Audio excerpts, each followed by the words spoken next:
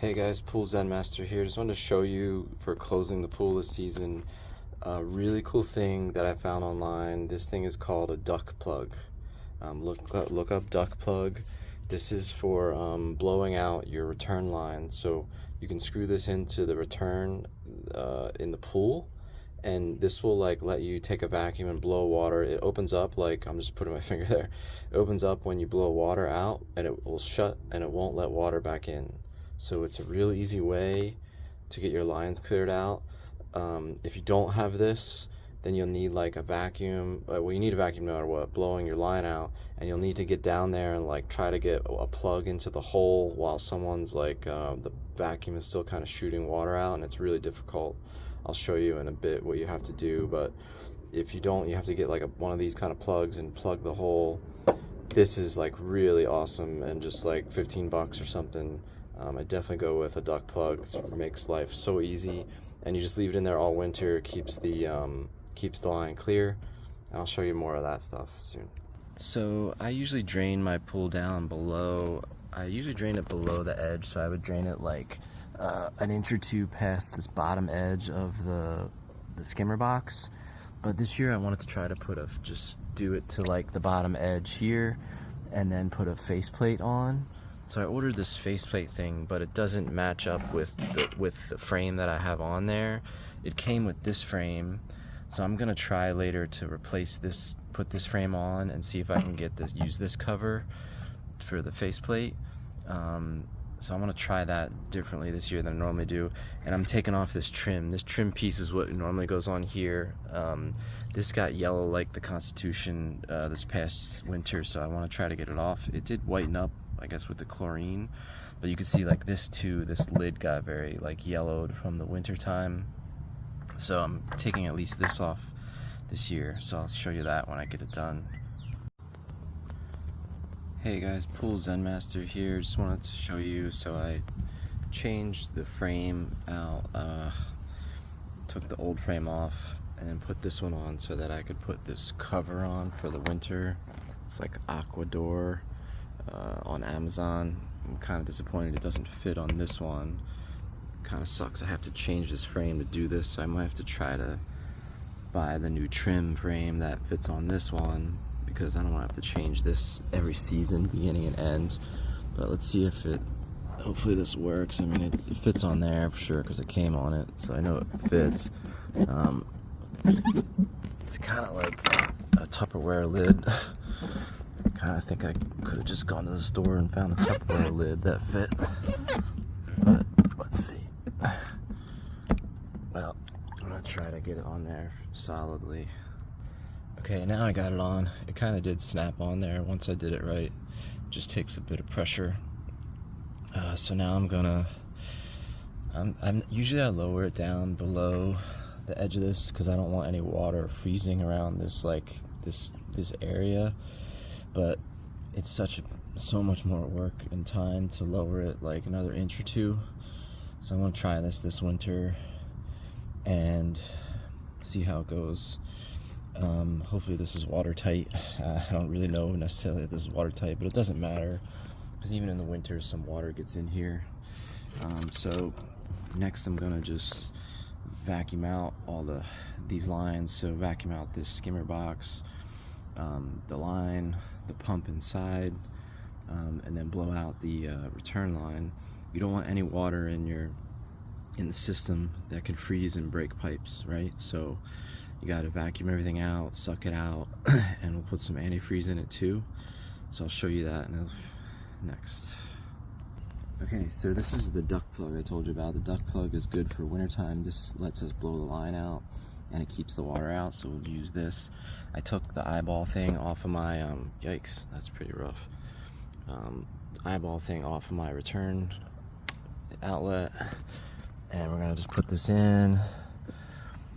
Oops. Watch my camera angle here.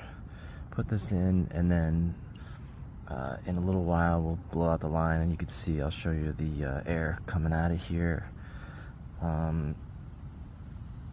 which is nice. You can let you clear the lines by yourself without needing someone to if you needed someone to vacuum, I use a shop vac, hold a vacuum on on the return line, and then like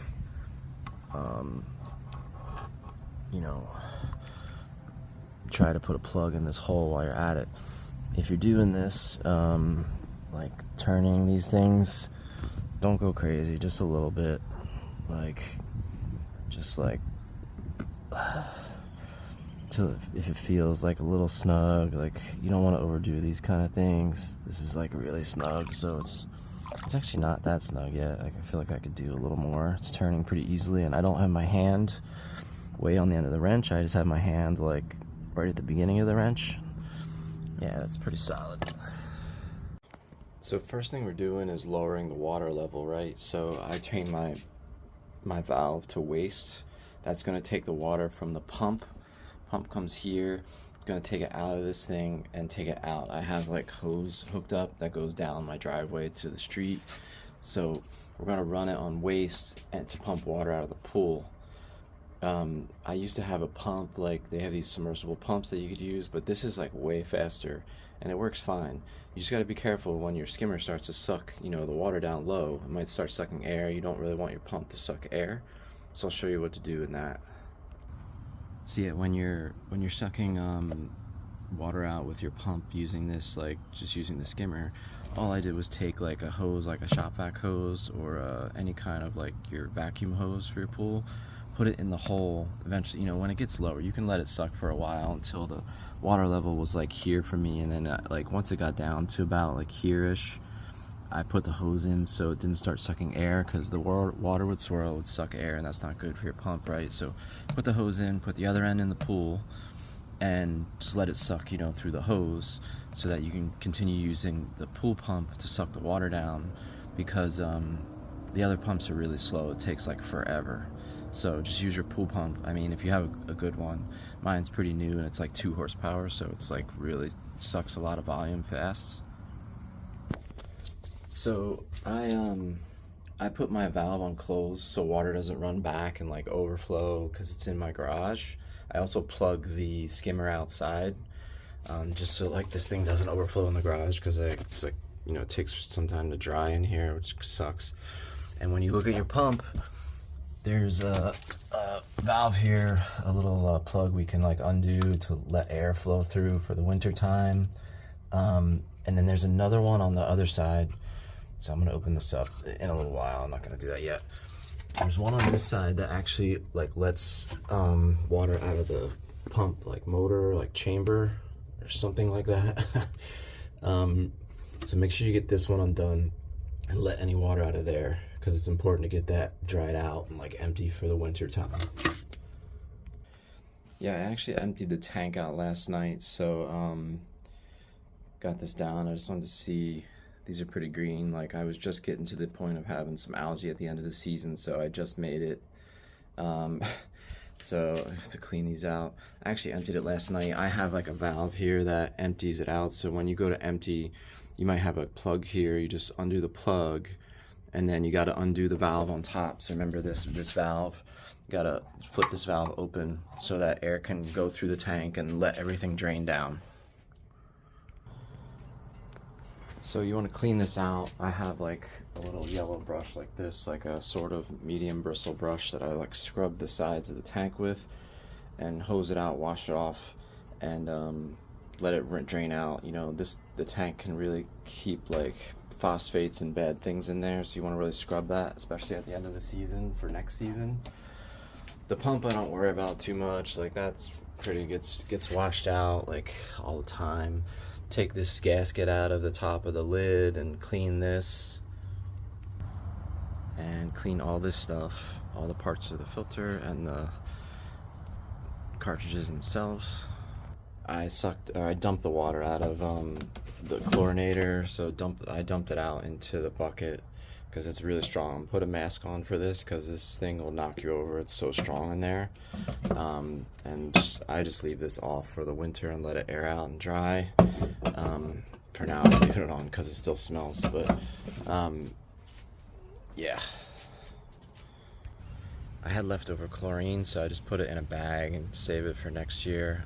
Just seal it up because that stuff will turn anything that's metal rusty, it'll just destroy anything around it. Don't leave it anywhere near anything important. Don't forget to take this O-ring, the tank O-ring off. That's gonna be pretty gross, and clean that really well. So this one here is the return line. This is what the manifold was attached to. This goes back to the pool, right? So I'm gonna take my vacuum. I have a you know, a good shop vac. You need to have a really good shop vac that has really good volume. And I'm gonna blow into this, and it'll blow all the air out of the line. And I'll show you the duct plug, how it works.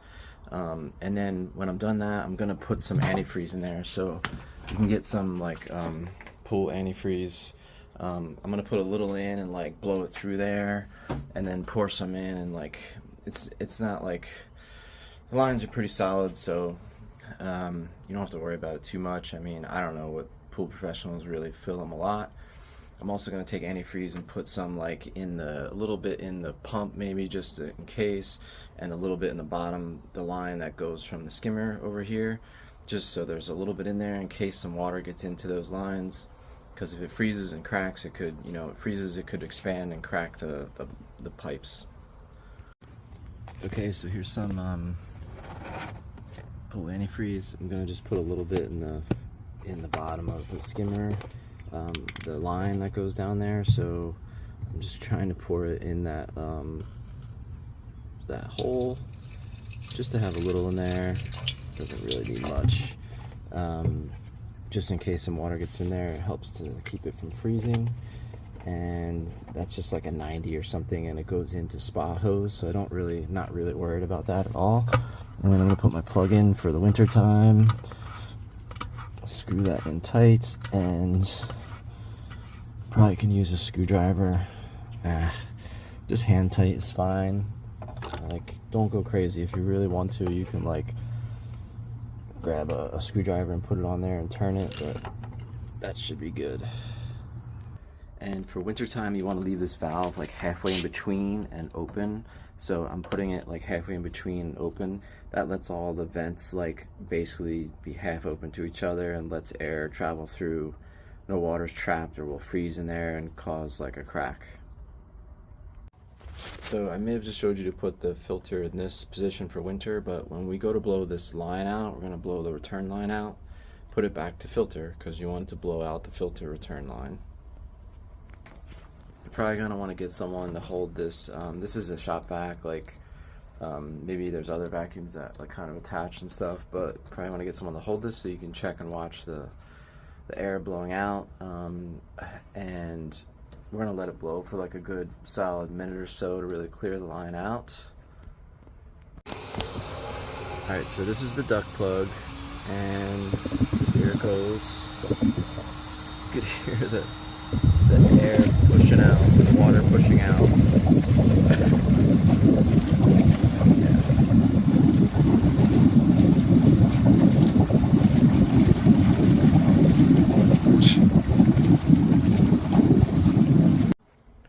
Okay, so now I blew out the lines. We had the vacuum on here, and it shot out the duct plug, and now we're gonna put some antifreeze in here, and I'm basically gonna try to blow some of this down into the line, and some of it will hopefully just kind of stay in there, and some of it will stay in this valve and in the whole system, so that you know, we don't have any freezing or anything happening like that in the winter time.